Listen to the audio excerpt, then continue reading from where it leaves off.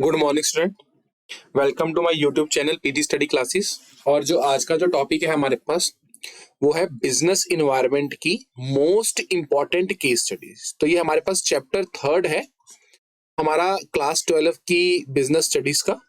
तो उसके अंदर ये चैप्टर 3 है हमारे पास, कौन सा? Business environment. तो इस वीडियो के अंदर मैंने आपको कंप्लीट जो भी बिजनेस इन्वायरमेंट के regarding most important case study या तो जो प्रीवियस ईयर के अंदर आ रखी है या जो इस बार आने के उनके क्या है मोस्ट प्रोबेबली चांसेस है, ठीक है ना। तो वो मैंने सारा का सारा क्या कर दिया है, कवर कर दिया है। और अगर आपको इस चैप्टर को डिटेल में पढ़ना है तो मैंने लिंक जो है वो आपको डिस्क्रिप्शन में दे दिया है। आप उस लिंक को क्लिक करके इस पूरे चैप्टर को डिटेल में समझ सकते हो और उसके बाद आप बेसिकली क्या करो, इन केस स्टडीज को प्रिपेयर करो। तो देखो, इस बिजनेस इन्वायरमेंट चैप्टर को एक फटाफट एक गो थ्रू करें तो बिजनेस इन्वायरमेंट क्या होता है। देखो, इन्वायरमेंट क्या होता है, वो सारी चीजें जो बिजनेस को किसी ना किसी रूप से एक्सटर्नली इंपैक्ट करती हैं, ठीक है ना। बहुत सारी ऐसी चीजें होती हैं जो बिजनेस को क्या करती है, इंपैक्ट करती है। तो that is called business environment, ठीक है ना। अब उसका कुछ फायदा भी होता है कि अगर हम बिजनेस इन्वायरमेंट को समझ लें, उसकी क्या इंपॉर्टेंस है।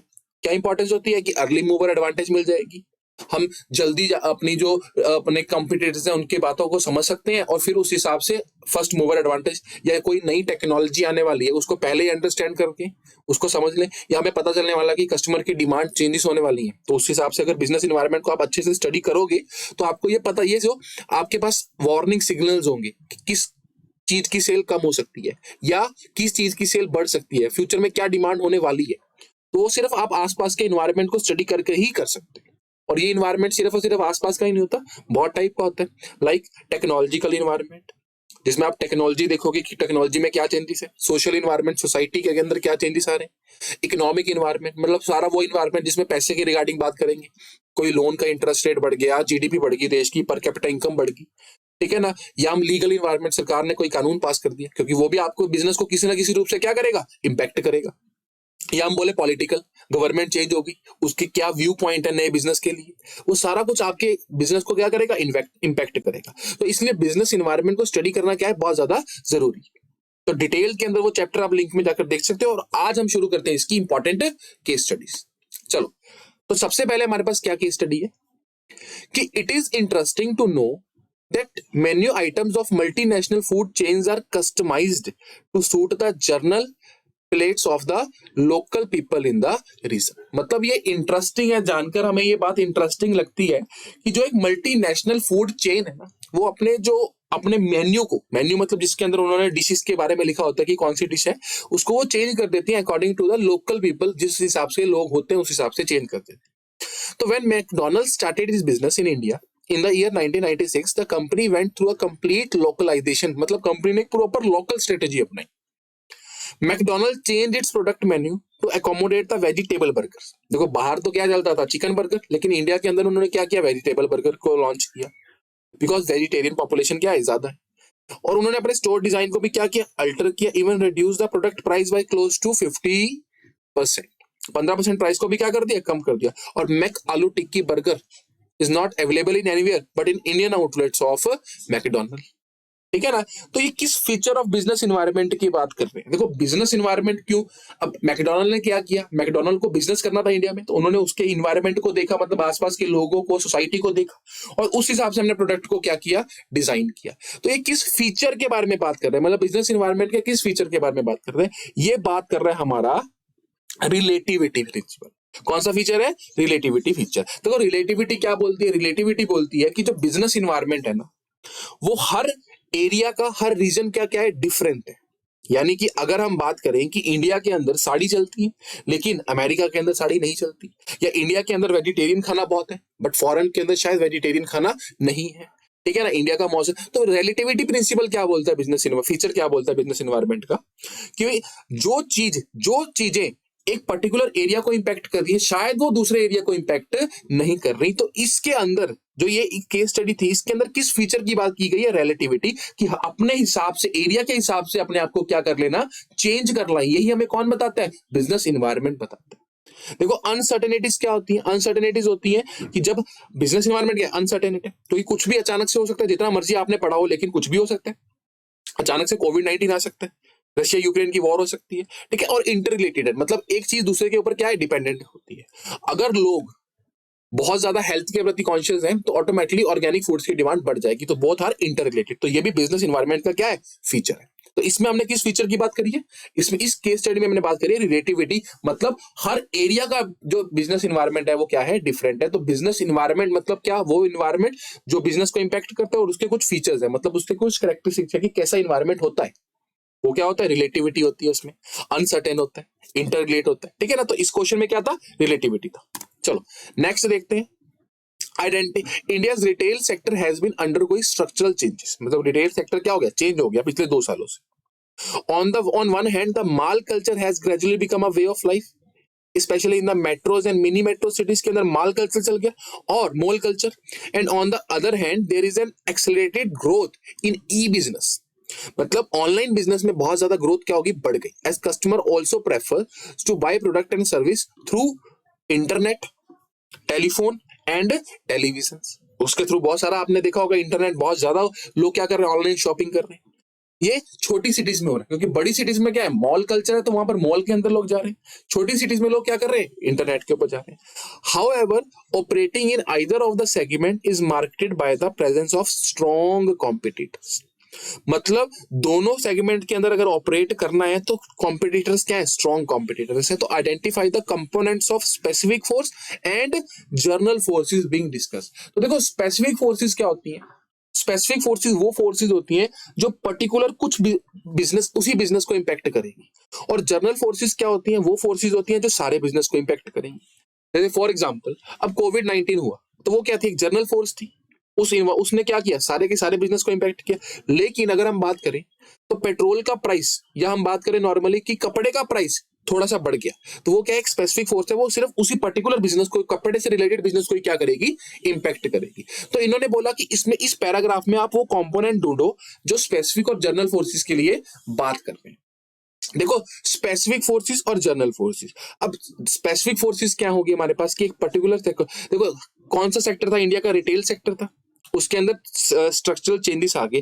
क्यों आ गए, क्योंकि जर्नल फोर्सेस क्या है कि मॉल कल्चर आ गया, ऑनलाइन बिजनेस शुरू हो गया। और स्पेसिफिक फोर्सेस क्या है कि स्ट्रॉन्ग कॉम्पिटिटर क्या करना पड़ रहा है, फोर्स करना पड़ रहा है, ठीक है ना। तो जर्नल फोर्सेस और स्पेसिफिक फोर्सेस। अब जर्नल फोर्सेस क्या होंगे कि ग्रोथ हो गया, टेलीफोन हो गया, और सभी को इंपैक्ट पड़ रहा है। ये तो है नहीं किसी एक पर्टिकुलर बिजनेस को इंपैक्ट पड़ रहा हो, सब मॉल कल्चर है, टेलीफोन और टेलीविजन से लोग सामान मंगवा रहे हैं, तो क्या ये जर्नल फोर्सेस है रिटेल सेक्टर की।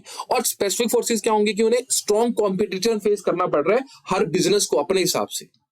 तो किसी पर्टिकुलर बिजनेस को फेस करना पड़ रहा है, किसी को नहीं करना पड़ रहा है। तो ये कौन सी फोर्सेस होंगी, ये हो गई स्पेसिफिक फोर्सेस। तो बेसिकली स्पेसिफिक फोर्सेस कौन सी होंगी, जो एक पर्टिकुलर बिजनेस, उसी बिजनेस को इंपैक्ट करती है। तो जो स्ट्रॉन्ग कॉम्पिटिटर्स होंगे ना, वो अपने ही बिजनेस को इंपैक्ट करेंगे, किसी दूसरे को तो करेंगे नहीं। लेकिन ये जो मॉल कल्चर था, मिनी मेट्रोज थे, इन्होंने सारे बिजनेस को क्या किया, जनरल फोर्सेस है, ओवरऑल बिजनेस को क्या करती है, ये इंपैक्ट करती है। चलो तो अगला क्वेश्चन है हमारे पास कि organic food market in India is grow at 25 to 30%, which reflect a clear shift in consumer taste and preference. The current growth in the organic food market is driven by multiplicity of factors like health consciousness, changing lifestyle, increase in disposable income, growing availability of organic food product in shopping malls. तो किस feature की बात कर रहे हैं वो इसके अंदर, देखो किसकी बात कर रहे हैं, अनसर्टन नहीं, क्या इसमें अनसर्टेनिटी की बात की गई कि अचानक से चेंज हो गया, नहीं। डायनामिक कॉन्टिन्यूसली बदल रहे हैं, नहीं। क्या रिलेटिविटी है कि यहाँ का इन्वायरमेंट चेंज है, वहां का इन्वायरमेंट चेंज है, ऐसा भी नहीं है। सिर्फ इंडिया की बात की है तो दूसरी लोकेशन की बात ही नहीं करें। तो इसमें तो बात की गई है, किस प्रिंसिपल की बात करेगी, इंटर रिलेटेडनेस, कि अगर टेस्ट एंड प्रेफरेंस चेंज हुए, ऑर्गेनिक मार्केट बढ़ी, तो उससे लोगों का लाइफ स्टाइल भी चेंज हुआ और ऑर्गेनिक प्रोडक्ट का माल भी क्या होना शुरू हो गया, बढ़ना शुरू हो। तो ये क्या है, इंटर रिलेटेडनेस, कि अगर एक कंज्यूमर के टेस्ट एंड प्रेफरेंस में शिफ्ट हुआ तो साथ के साथ बिजनेसेस में भी शिफ्ट आएगा। लोग अब हेल्थ कॉन्शियस हो गए तो हेल्थ प्रोडक्ट खाने लग गए। तो इंटर रिलेटेडनेस है क्या, बिजनेस एनवायरनमेंट, एक चीज चेंज होगी तो दूसरी ऑटोमेटिकली उसके ऊपर इंपैक्ट पड़ेगा ही पड़ेगा। चलो नेक्स्ट देखते हैं। नेक्स्ट हमारे पास क्या है कि ultra paint company which is manufacturing paint has been enjoying a prominent market position, मतलब अच्छी खासी उनका मार्केट के अंदर हिस्सा है, लीडर है एक तरीके से, बिकॉज वो best quality paints, made timely payments of taxes to government, it assembles various inputs like finance, machine, raw material from its environment, मतलब वो अपने बिजनेस इन्वायरमेंट से सारी चीजों को अच्छे से असेंबल कर रही है, अच्छे से यूज कर रही है। But since last year, it has been dumping its unrelated poison waste on their river bank, which has created many health problems for the people. As a result, the court passed an order to seal the manufacturing unit of the company. तो हमने सिर्फ इसमें क्या बताना, importance बतानी है और कुछ नहीं बताना, इंपॉर्टेंस बतानी है कि किस इंपॉर्टेंस के बारे में बात की। तो किसकी बात करेगी इसके अंदर, tapping useful resource and assemble it. कैसे पता चला कि उन्होंने बोला कि वो एक अच्छी क्वालिटी के पेंट बनाते हैं और अपने जो यूजफुल रिसोर्सेज होते हैं वो अपने आप बिजनेस एनवायरनमेंट से उठा लेते हैं, like finance, machine, raw material. तो किस इंपॉर्टेंस की बात करेगी, उन्होंने बिजनेस एनवायरनमेंट को अच्छे से पढ़ रखा है और उसमें से जो भी चीजें रिक्वायर्ड है वो उसको उठा लेती है। ठीक है ना। आगे जो ये चीजें हैं हमारे पास, इनके बारे में कुछ और क्वेश्चन था वो हमें नहीं बताना, हमें सिर्फ इंपॉर्टेंस को बताना था इसमें। चलो तो नेक्स्ट देखते हैं। नेक्स्ट क्या हमारे पास कि mister Ajay after completing MBA from USA come to India to start a new business under the banner Ecom Creation Limited. He launches a new product in e-learning for secondary school student in commerce stream, which already has an established market in UK and USA but not in India. His business start flourishing in India. Now more Indian company enter into the market with other subject also. तो बताओ किस significance, किस importance की बात कर रहे हैं। देखो क्या हुआ, मिस्टर अजय था, वो MBA कंप्लीट करके USA से आया और उन्होंने एक ecom क्रिएशन नाम से कंपनी शुरू करी। अब उसने एक प्रोडक्ट लॉन्च किया सीनियर सेकेंडरी स्टूडेंट, मतलब +2 स्टूडेंट्स कॉमर्स स्ट्रीम के लिए, जो यूके और USA के अंदर तो ऑलरेडी बिक रहा था लेकिन इंडिया के अंदर नहीं बिक रहा था और उसका बिजनेस यहाँ पर चल गया। तो देखो उन्होंने क्या किया, मिस्टर अजय ने यहाँ पर आया और उसने क्या किया, उसने किसको देखा, उसने बिजनेस एनवायरनमेंट को स्टडी किया, जिससे उसको पता चला कि क्या चीज यहाँ पर नहीं हो रही। तो उसको क्या मिला, फर्स्ट मूवर एडवांटेज। तो किस सिग्निफिकेंस की बात कर रहे हैं, फर्स्ट मूवर एडवांटेज, मतलब उसने सबसे पहले उस चीज को शुरू किया जो इंडिया के अंदर अभी शुरू ही नहीं हुई। तो फर्स्ट मूवर एडवांटेज उसको मिल गई और उसने अपॉर्चुनिटी को देखा, उसने देखा कि ये चीज यहाँ पर भी बिक सकती है और उसने उस चीज को लॉन्च कर दिया और उससे उसका बिजनेस क्या हुआ, अच्छा चल पड़ा।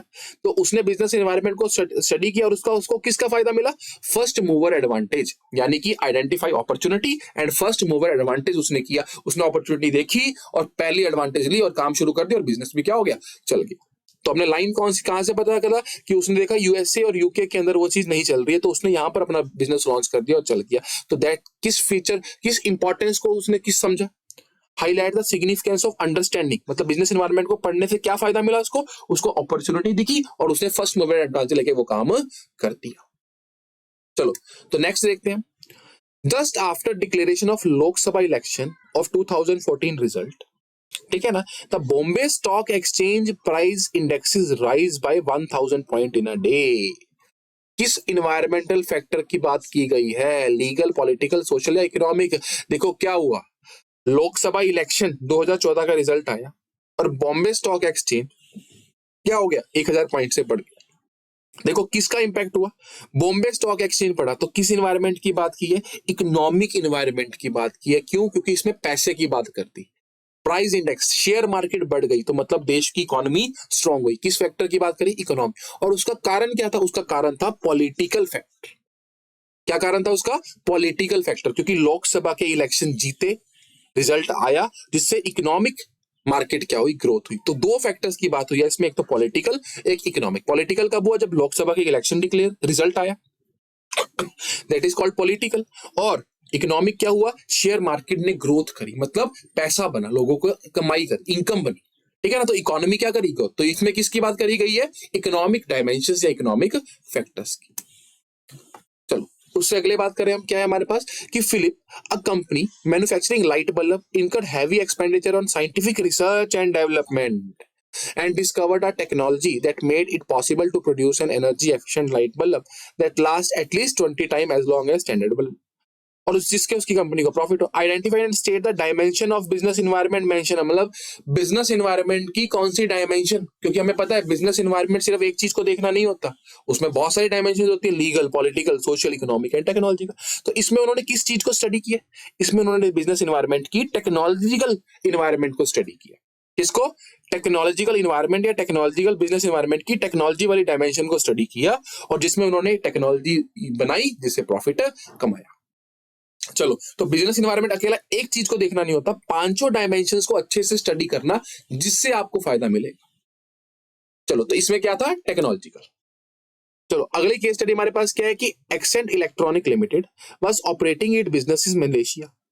The company started exporting its product to India when the Prime Minister announced relaxation in import duties on electronic item. यानी कि प्राइम मिनिस्टर ने क्या चीज अनाउंस कर दी? इंपोर्ट ड्यूटी हम इलेक्ट्रॉनिक आइटम्स के ऊपर खत्म कर रहे हैं. और company appointed retailers in India who had direct online link with supplier to replenish stock when needed.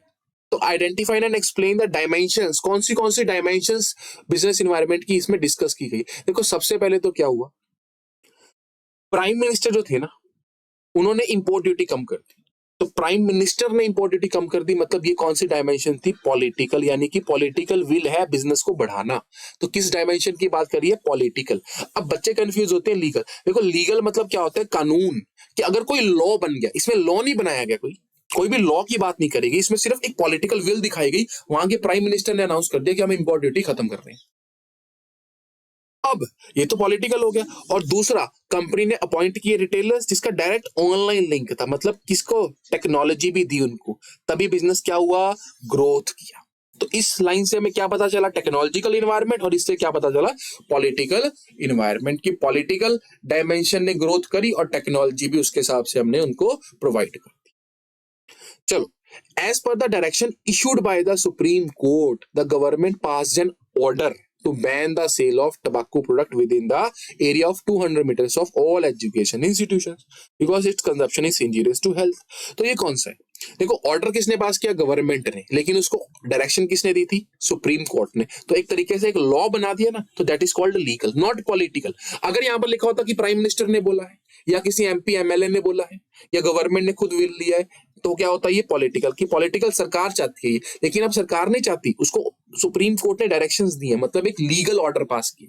तो that is the legal dimension of business environment. चलो नेक्स्ट देखते हैं.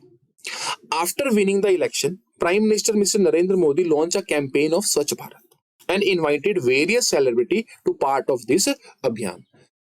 ठीक है ना. तो देखो इलेक्शन जीतने के बाद प्राइम मिनिस्टर ने क्या कर दिया? एक स्वच्छ भारत अभियान शुरू किया. तो ये क्या थी? क्या थी ये? प्राइम मिनिस्टर ने शुरू किया था. तो मतलब ये क्या था? Political environment, political dimension of business environment. कि उन्होंने, आपने क्या देखा कि बिजनेस इन्वायरमेंट को स्टडी कर आपने देखा कि पॉलिटिकल विल है, स्वच्छ भारत अभियान होना चाहिए. यानी कि ये सरकार, कोई गवर्नमेंट ने इसके ऊपर कोई कानून नहीं बनाया कि अगर आप कूड़ा गिरोगे तो आपको ये मतलब बैन हो गया या इसके ऊपर पेनल्टी लगेगी. तो लीगल में हमेशा क्या होगा? कोई ना कोई पेनल्टी होगी, कोई ना कोई एक्स्ट्रा टैक्स होगा. लेकिन इसमें कोई टैक्स नहीं था, इसमें सरकार ने बोला कि पॉलिटिकल विल थी बस. तो ये कौन सा हो गया? पॉलिटिकल. अच्छा, उसके बाद क्या? This spread awareness among the people in the society and in general people start become more careful and aware about the cleanliness. तो ये कौन सा हो गया? Environment, social. की अब लोग, सोसाइटी बहुत ज्यादा क्लीनिनेस के प्रति क्या हो चुकी है? अवेयर हो चुकी है. ठीक है ना. तो ये क्या हो गया? सोशल हो गया. अच्छा, अब to continue its impact a new service tax भी लगा दिया सरकार ने. अब देखो टैक्स लगाया, क्या लगा दिया सरकार ने? सरकार ने लगा दिया एक टैक्स लगा दिया. देखो टैक्स लगा दिया तो क्या हो गया? ये इकोनॉमिक. क्या हो गया? ये इकोनॉमिक. क्यों? क्योंकि अब पैसा खर्च होना शुरू होगा, लोगों के ऊपर एक्स्ट्रा बोझ पड़ गया. यानी कि उनकी इकोनॉमिक कंडीशन या देश की इकोनॉमी पे इंपैक्ट आएगा, पैसा सरकार के पास ज्यादा आएगा. तो ये किस इन्वायरमेंट की बात करी है? इकोनॉमिक इन्वायरमेंट की बात करी. कोई कानून नहीं बनाया, बस टैक्स लगा दिया, तो इकोनॉमिक इन्वायरमेंट. अच्छा, उसके बाद government is planning to import new and better technology. Better technology मतलब टेक्नोलॉजिकल इन्वायरमेंट.